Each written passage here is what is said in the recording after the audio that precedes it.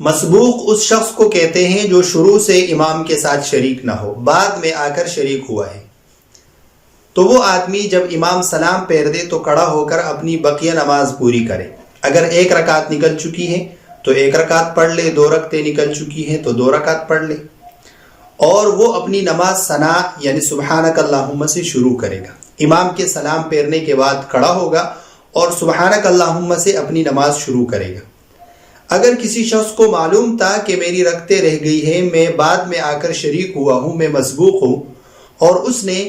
امام کے ساتھ سلام پھیر دیا، قصداً امام کے ساتھ سلام پھیر دیا، یا اس کو یہ مسئلہ معلوم نہیں تھا، اس نے امام کے ساتھ سلام پھیر دیا کہ مجھے امام کے ساتھ سلام پھیرنا چاہیے، اس کے بعد میں کھڑا ہوں گا، تو ایسی صورت میں اس کی نماز فاسد ہو جائے گی، یہ شخص دوبارہ اپنی نماز پڑھے گا۔ اور اگر بھول کر سلام پھیر لیا ہو تو اس میں پھر فقہا نے یہ تفصیل بیان کی ہے کہ اگر اس نے امام کے ساتھ ساتھ سلام پھیرا تو ایسی صورت میں اس پر سجدہ سہو واجب نہیں ہے، امام کے سلام پھیرنے کے بعد یہ فوراً کھڑا ہو جائے اور اپنی بقیہ نماز پوری کرے۔ اور اگر اس نے امام سے پہلے سلام پھیر دیا، یعنی اتنی جلدی میں تک کہ وہ امام سے پہلے اس نے سلام پھیر دیا،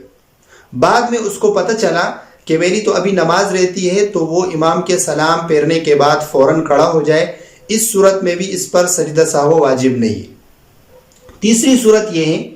کہ اس نے امام کے سلام پھیرنے کے بعد سلام پھیرا، امام نے سلام پھیر دیا، یہ بیٹھا ہوا تھا، بعد میں اس نے سلام پھیر دیا، پھر اس کو یاد آیا کہ میری تو کچھ رکعتیں رہ گئی، تو سلام پھیرنے کے بعد اگر اس نے قبلے کی طرف ابھی بیٹھا ہوا ہے، اس نے کوئی باتیں وغیرہ نہیں کی، تو ایسی صورت میں یہ آدمی کھڑا ہو جائے اور اپنی بقیہ نماز پوری کرے،